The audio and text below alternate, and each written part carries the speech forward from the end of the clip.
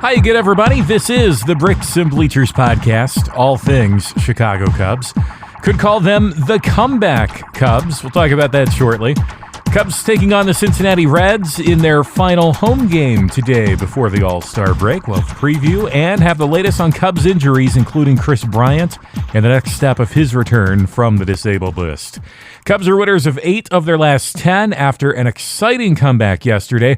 27th come-from-behind victory this season for the Cubs. We're down 7-3 yesterday in the 7th, put up 1 in the 7th and then another 4 in the 8th inning.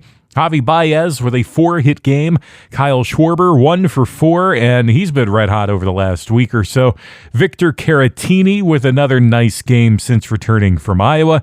Joe Maddon reiterated yesterday Wilson Contreras probably won't be playing 3 days in a row at any point the rest of the year, so that will give Caratini some time behind the plate. He's also relieved Anthony Rizzo at first base. Cubs downing the Reds yesterday 8-4, and they meet today for the final of 3. They've split the first 2 games. Cubs dropped 3-2 Friday before yesterday's 8-7 comeback win. Reds have won 7 of 11 in this season series. All remaining games, though, will be taking place at Wrigley Field, so hopefully that can help give the Cubs a boost. Interestingly, the Reds have played National League Central competition better than anyone else. They have a sub-500 record overall, but a winning record against National League Central foes. Reds are an improving team, but they still lead Major League Baseball in walks. And when you think of walks with individual pitchers, you think Tyler Chatwood. And he struggled again yesterday for the Cubs. 4 more walks. He's now given up 70 walks in 16 outings this year. Also gave up 9 hits yesterday and 7 runs. Now, one thing worth noting with Chatwood is, despite that high walk total, the thing that has saved him in many outings this season has been a lack of hits given up in those outings. That's helped him, and the Cubs remain competitive in his starts. Chatwood 3-5 through 16 starts. You would think 70 walks at a whip of 1.78. And pitcher's win-loss record would be far worse than 3-5. So I guess there is a silver lining when you look at Tyler Chatwood's performance in 2018.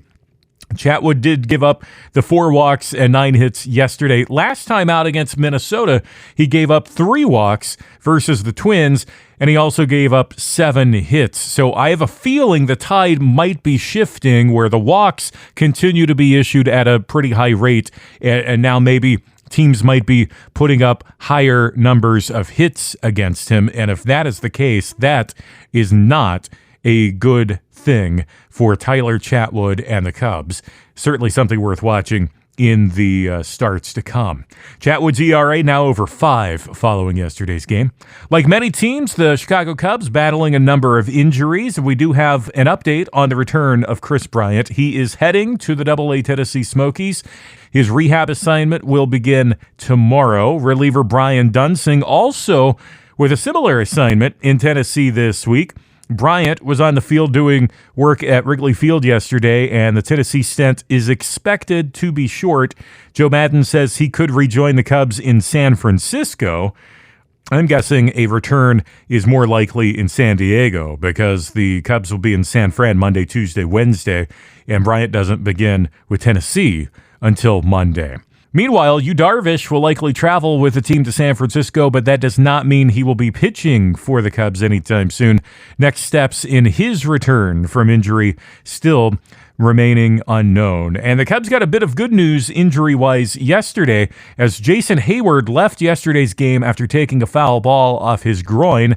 Heyward back in the lineup today. All-star rosters will be unveiled tonight, and you got to think Javi Baez and Jon Lester are obvious picks from the Cubs. Lester has won his last 7 starts. He's tied with 2 others with the National League leading 11 wins.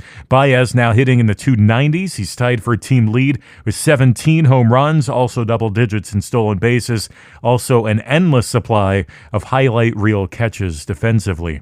Kris Bryant off to a good start. Then he struggled through June as he was playing through injury. Anthony Rizzo slow to get started, but he too may still find himself on the All-Star roster. We will see how it all shakes out tonight just after 7 when those rosters are announced. Cubs and Reds today at Wrigley, 2:20 Eastern. John Lester looking for his 12th win. Luis Castillo, 5-8 so far this year for the Reds. And the Reds with a pair of double-digit base stealers. Jose Peraza leading off for the Reds today. He's got 16 stolen bases so far this season. Billy Hamilton in the 9 spot with 19 stolen bases. Reds with a decent offense. Actually, they've got the 3rd highest team batting average in the National League behind the Cubs and Braves. Cubs with just a couple dozen more runs scored this year than the Reds, but the pitching is the big difference. Reds ERA more than a run higher than the Cubs. And like I mentioned earlier, Reds do themselves in quite often with a high number of walks. In our This and That segment, we take a look at news from across Major League Baseball. Milwaukee Brewers with a flurry of roster moves today. Just in the last hour or so, Ryan Braun and Manny Pena placed on the 10-day DL. Lorenzo Cain, meanwhile, activated from the disabled list for the Brewers. Handful of others being brought up from their AAA organization, including Corbin Burns, the Brewers' number 2 prospect. The All-Star Game in D.C. in just 9 days, and the host team, Washington Nationals, are a tough one to figure out. Slow to start, then they got hot where they were contending for the National League East lead. I think they might have been tied for the lead for a moment a few weeks back, but now they are trailing the Phils and Braves. Mark Reynolds with a monster game last night for the Nats. 10 runs driven in last night against the Marlins. Reynolds, the second Nationals player with 8 RBIs or more for the Nats in just the past week. That's quite remarkable. Some debating if the Nats will be trading Bryce Harper before he goes to free agency this offseason.